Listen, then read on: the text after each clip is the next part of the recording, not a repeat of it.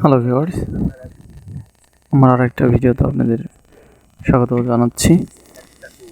তো আমরা ওদিকে ঘোরাঘুরি করার পরে সূর্যোদয় দেখে ঘোরাঘুরি করে ঝিনুক তোলার পরে কুয়াকাটার গ্রামীণ পরিবেশ ঘুরতে ঘুরতে চলে আসলাম বুদ্ধ মন্দির, যেখানে কুয়াকাটা বুদ্ধ মন্দির।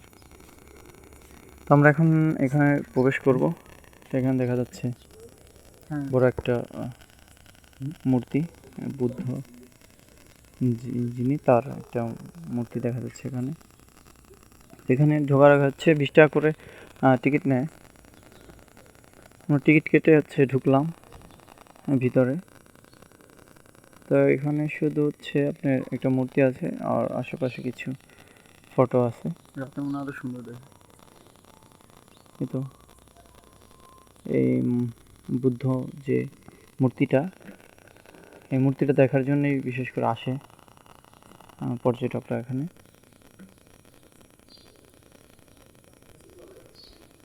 তো চারপাশটা আমরা ঘুরে ঘুরে দেখছি কি অবস্থা, কেমন। তবে মূর্তিটা অনেক বড়, দেখতেও সুন্দর।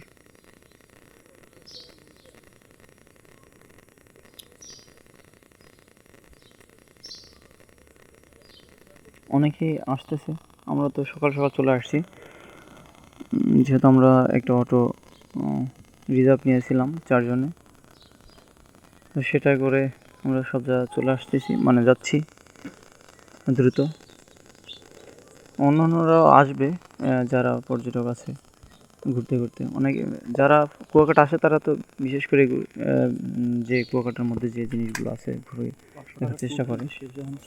তো এখন আমরা এখান থেকে বের হয়ে পাশেই কুয়াকাটার যে কুয়া, যে বলা হয় যে এই কুয়ার নামই কুয়াকাটা।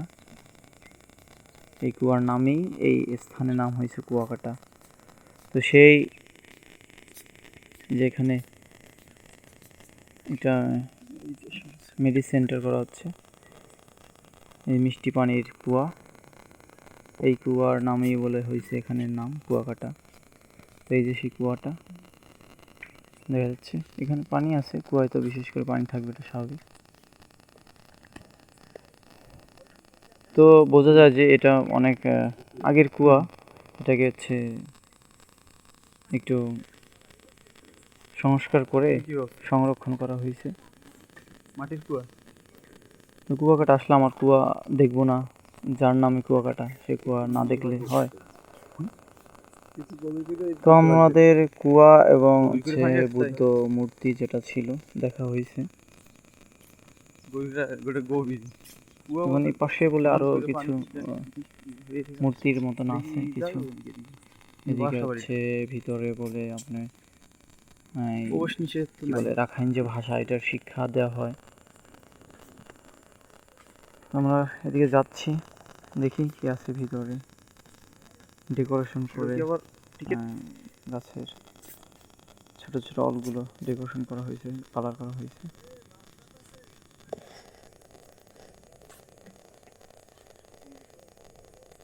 ড্রাগনের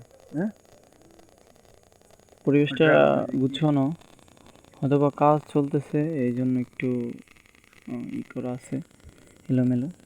কাজ শেষ হয়তো আবার করা হবে, ডেকোরেশন করা হবে।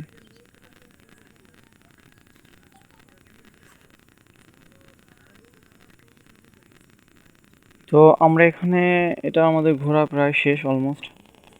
এখান থেকে আমরা বের হয়ে রাখাইন, যেটা রাখাইন পল্লীর বিশেষ দিকটা, সেটা এদের কাপড়, এরা তাতে করে, তাতে বোনায়, সেদিকে আমরা যাব, তাঁত শিল্পর দিকে।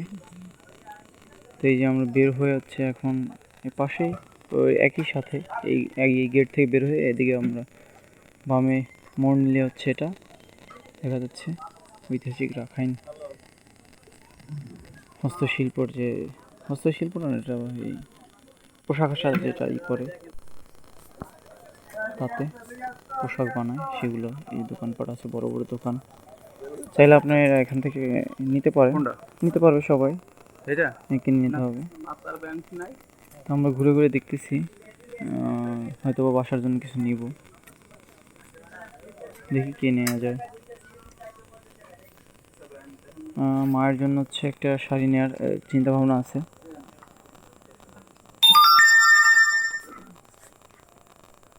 তো এখানে আমরা ঘোরাঘুরি করে চলে যাবো আবার কুয়াকাটা সমুদ্র সৈকতের ওখানে।